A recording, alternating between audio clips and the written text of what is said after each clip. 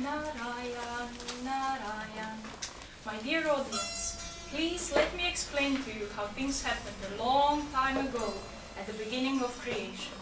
The four sons of Lord Brahma, called Sanaka, Sanatana, Sanandana, Sanat Kumara, who looked like 5-year-old children, were traveling through the universe and they reached the spiritual world.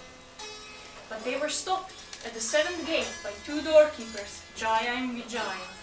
Offended by doorkeepers' arrogance, the saintly Brahmanas decided to punish the doorkeepers. And this punishment was approved by Vishnu because any insult to his devotee is an insult to himself. And therefore Jaya and Vijaya had to go back to materialistic world to live 3 lives as demons before they can come back to Krishna. In Satya Yuga, they became known as Hiranyakashipu and his brother Hiranyaksha. But now the question arises, how could a great demon like Hiranyakashipu conceive his saintly son Prahalad Maharaj? It all started one day with Hiranyakashipu meditating in the mountains. Om Namo Narayanaya. Om Namo Narayanaya. Om Namo Narayanaya. Om Namo Narayanaya. Om Namo Narayanaya.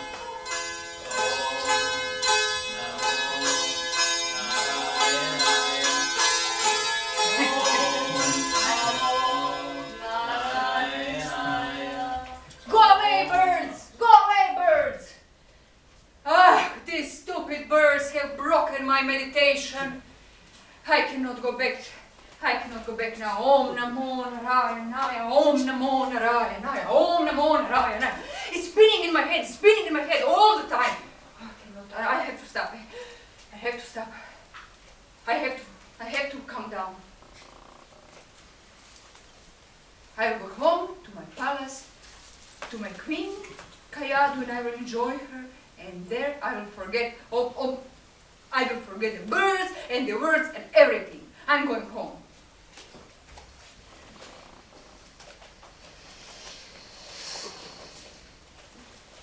And so Hiranyakashipu broke his meditation and went home to enjoy with his queen. But even then he could not forget the name of Vishnu in his mind, and thus he conceived a child in meditating on the words of Narayana. Several months later, during Kayadu's pregnancy, he left again for meditation. And now Kayadu is resting in her chambers, and suddenly Indra enters. Kayatu, I have heard that Hiranyakashipu has went for penance to seek a favor from Lord Brahma. I am sure he will not come alive. I am going to kill the baby in your womb. No! So that demons have no hairs. Indra, it's not fair to kidnap the wife of another man. The baby in your womb is threatened to demigods. Come with me. I shall drag you No, from here. I don't come with you. No!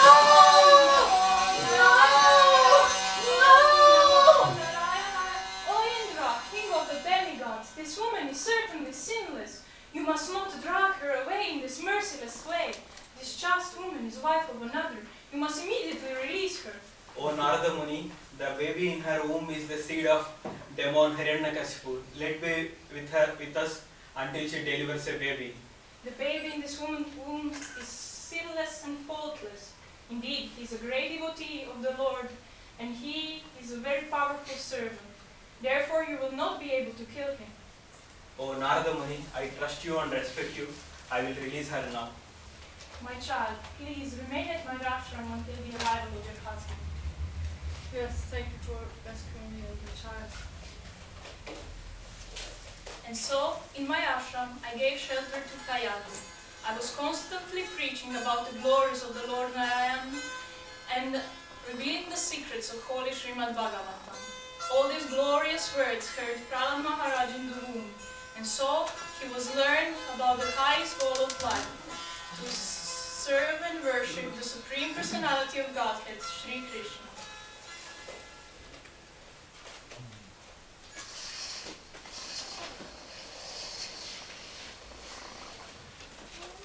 Meanwhile, in the valley of Mandara Hill, Hiranyakashipu began performing his austerities. By standing on his toes, keeping his arms to the sky and looking upwards. This position was extremely difficult, but he accepted it as a means to attain perfection. And because of his severe austerities, fire came from his head, and this fire and its smoke spread throughout the sky, encompassing the lower and the upper planets, which all became extremely hot. Because of his severe penances, all the rivers and oceans were agitated, and the surface of the globe with its mountains and islands began trembling, and planets and stars fell. Scorched and extremely disturbed because of Hiranyakashipu's severe austerities, all the demigods left the planets where they reside to seek help with Lord Brahma. Lord Brahma left immediately to seek Hiranyakashipu.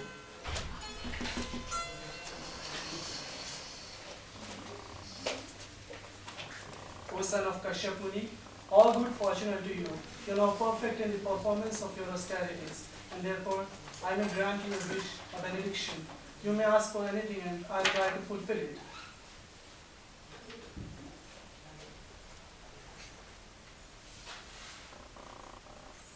O my Lord, O best of the givers of the benediction, please grant me the benediction I desire. Let me not be killed inside or outside any residence, during daytime or at night, nor on the ground, nor in the sky. Let me not be killed by any weapon, human being, or an animal. Therefore, grant me that I may have no rival. Let me sole lordship of all the living entities and presiding deities, and give me all the mystic powers obtained by long austerities and practice of yoga. Dear son Hiranyakashipu, the benediction for which you have asked are difficult for most men to obtain, but nonetheless, my son, I will grant you this benediction, although they are generally not available. Yes! Power! The most powerful in the universe!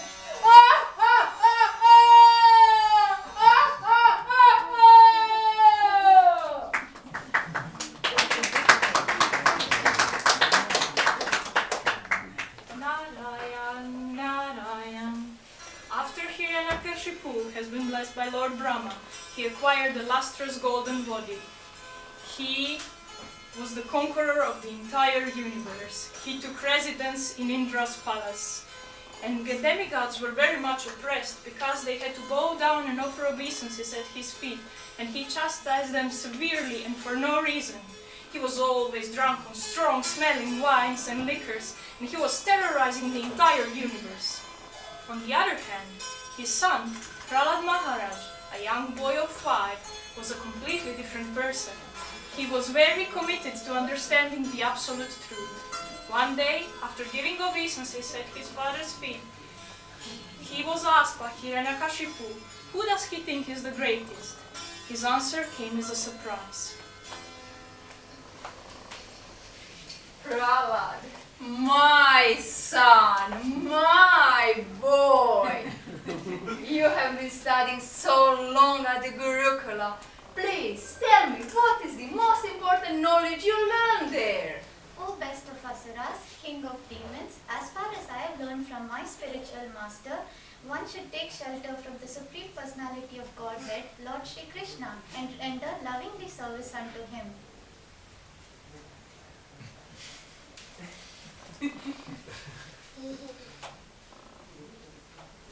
Ah, this is the word of a child spoiled by the enemy.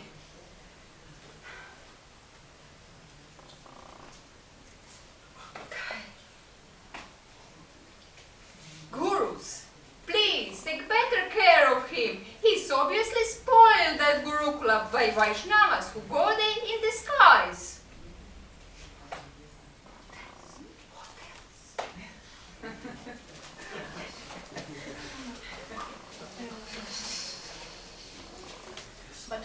see what happens in Gurukula. Not yet. We will soon see what happens in Gurukula.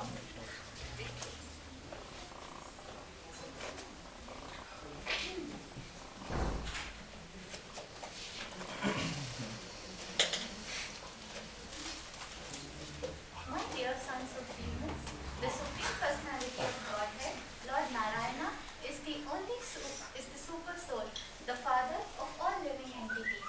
The relationship between living entities and the super soul is a fact. Therefore, please act in a way that you please the Supreme Lord. Give up your demoniac nature and act without enmity. Show mercy on living beings by teaching them devotional service. And students ask Prahalad, where did he learn all of this? I learned all this from the great saint Narada Muni, who is always engaged in devotional service. This knowledge, called as Bhagavata Dharma, is based on logic and philosophy and is free from all material contamination. But students couldn't understand much of what he said, so they asked him, how did you understand and learn all this? If you place faith in my words, simply by that faith you gain transcendental knowledge, just like I have. Dear friends, it is your duty to take to Krishna consciousness. Come, sing with me.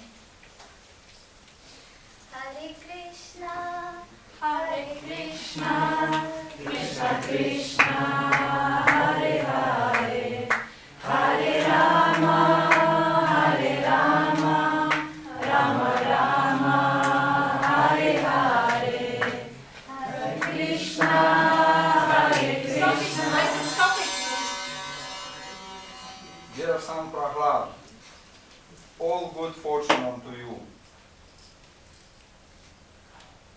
Please, don't speak a lie, just follow with the truth. You see those kids here, they are not like you. They didn't talk in a deviant way. How did you learn these instructions? How did your intelligence has been spooled in that way? Let me first offer my respectful obeisances unto the Supreme Personality of Godhead. When the Supreme Personality of Godhead is pleased with the devotee because of his devotional service, he then becomes a Pandita, and he does not differentiate between friends, enemies, and himself. Intelligently, he then thinks, we are all servants of God, and therefore we are not different from one another. Oh no, give me a stick.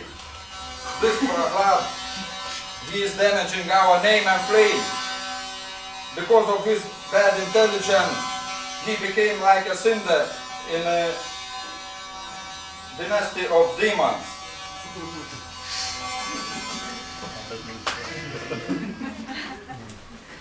Narayan, Narayan. After some time, teacher Sanda and Amarka told that Prahalad was now sufficiently educated in the diplomatic affairs of appeasing the public leaders, pacifying them by giving them lucrative posts, dividing and ruling over them, and punishing them in cases of disobedience.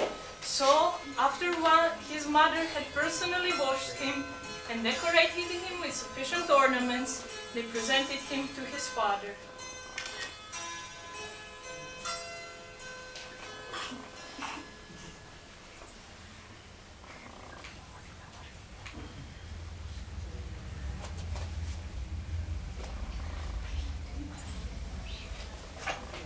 It took quite a lot of time to teach Prahalad all these things.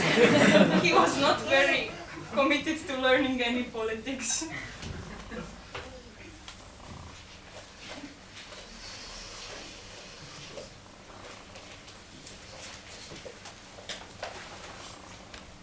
My dear father, please accept my most humble obeisances. My boy, my dear son, I'm so happy to see you. Come, sit on my lap, let's talk. My son. Now, you have been studying for such a long time now.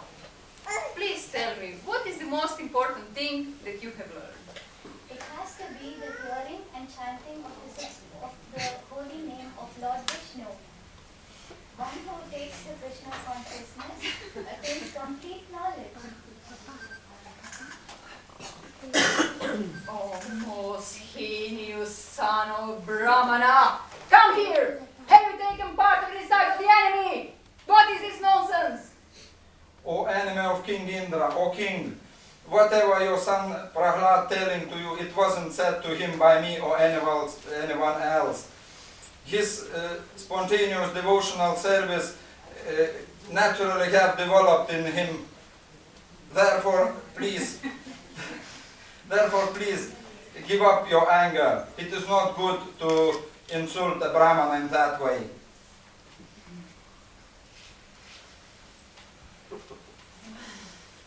If you have not heard these words from him, you learn this! Because of their uncontrolled senses, some people, blinded by materialistic life, progress towards hellish conditions and chew that which has already been chewed. They do not take the Krishna consciousness even by the instructions of others or by their own efforts. Demons! Take this boy away from me! He deserves to be killed!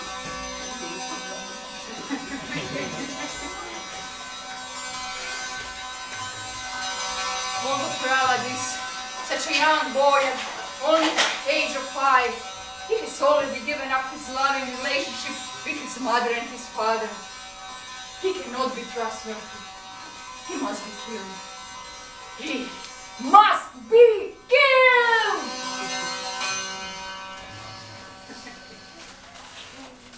And so Hiranyakashipu ordered his servants to kill young Prahalad.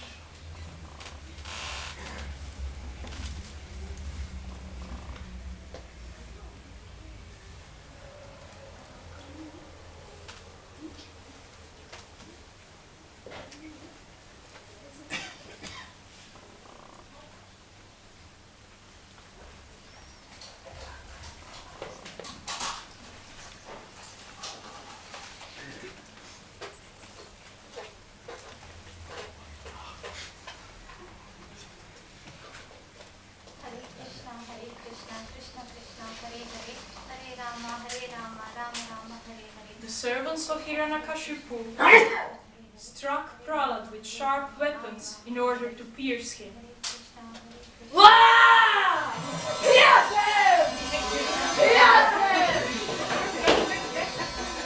They put him in terrible heat to burn him. Burn him! Burn him! Burn him! They put him in terrible cold to freeze him.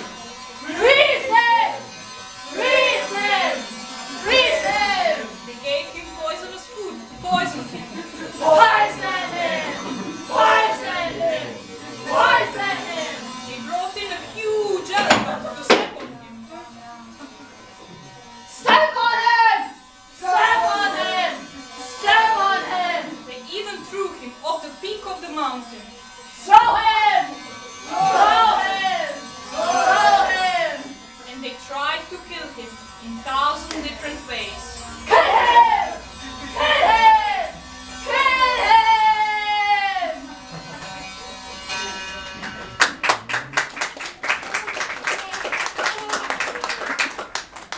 They were unsuccessful.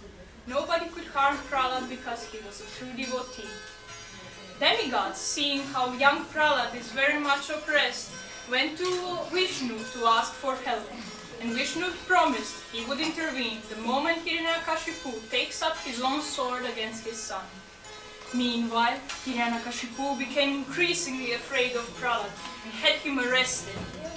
He was in great anxiety about what to do next.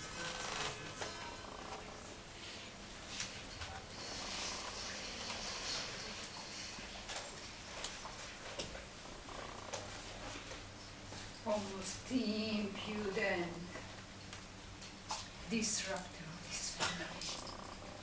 You have have given up my power to rule you. You shall be punished. Today, I shall see the end of this. By whose power did you become so fearless not to listen to mine? My dear king, my source of strength is the same as yours. In fact, there is only one source of all strength, namely, He, the Supreme Personality of Godhead. Dear Father, please give up your demoniac nature and do not differentiate between friends and enemies. Oh, Prahalad, you always speak of this supreme being other than me.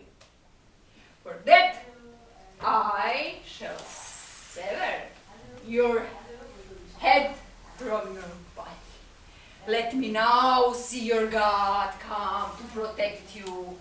You always say he is everywhere. But where is he now? Why he does not appear here in front of me? Why is he not in this pillar? What is the sound? What is this? Lord Vishnu has planned this to kill me. But who can kill me?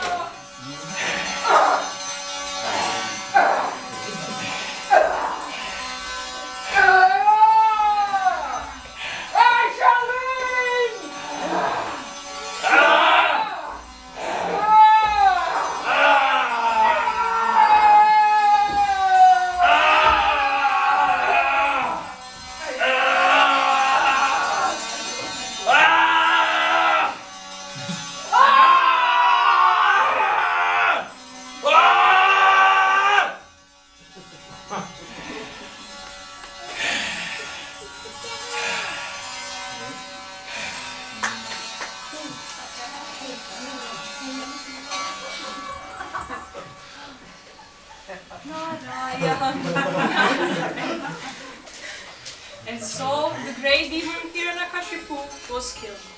He was killed by no weapon, no man nor animal, but he was torn apart by Lord's claws. Lord came in form of a half man, half lion. He was not killed during day or night. He was killed during sunset. He was not killed inside or outside any residence, but on the doorstep of his palace. And he was killed not on the ground nor in the sky, but on the knees of Lord Narasimha. Having won such an incredible battle, Lord Narasimha was not yet appeased. He was still in his angry mood, and thus everybody gathered to offer prayers.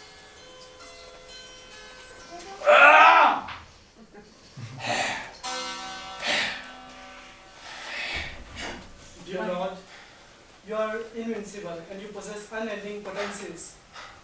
And your actions are never polluted by the material energy. I pay my unconditional obeisance unto you. O my Supreme Lord, you are deliverer and protector. Devon Hiranyakashipu was most fearsome. All our hearts were overtaken by him. By your presence, all gloom and darkness is dissipated. O my Lord, for those who always engage in your service, which is more exalted liberation, all material opulence is insignificant. Dear Goddess Lakshmi, the Lord seems unapproachable, but you are his wife, so there should be no obstacle for you to go forward and appease him. Please go forward and appease the Lord. It is true that he is my worshipper Lord, but I've never seen him in such a ferocious form. And I've never seen him so angry. I do not dare go forward. Dear son Prahalad, your father is extremely angry at your demonic father. Please go forward and appease the Lord.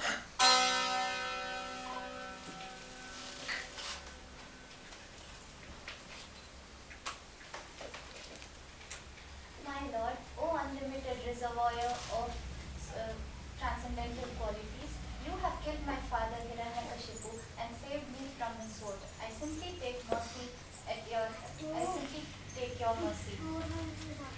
The Supreme Lord can only be pleased through pure devotional service, not by great opulence or mystic power.